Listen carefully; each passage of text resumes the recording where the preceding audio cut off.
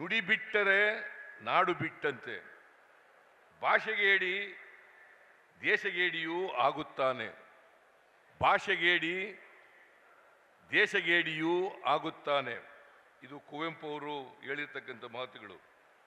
ಓದು ಬರಹ ಭಾಷೆ ಬರವಣಿಗೆ ಎಲ್ಲವೂ ಪರಕೀಯವಾದರೆ ನಮ್ಮ ಮಾತೃಭಾಷೆಗೆ ಅಪಾಯ ತಪ್ಪಿದ್ದಲ್ಲ.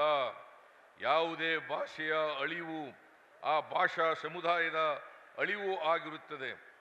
ಭಾಷೆ ಬೆಳೆಯುವುದು, ಉಳಿಯುವುದು ಅದನ್ನು ಬಳಸಿದಾಗ ಮಾತ್ರ. ಬಳಸದೆ ಹೋದರೆ ಭಾಷೆಯ ಅಸ್ತಿತ್ವ ಹಾಗೂ ಬೆಳವಣಿಗೆ ಎರಡಕ್ಕೂ ಅಪಾಯ ತಪ್ಪಿದ್ದಲ್ಲ. ಕನ್ನಡದ ಕಲೆ,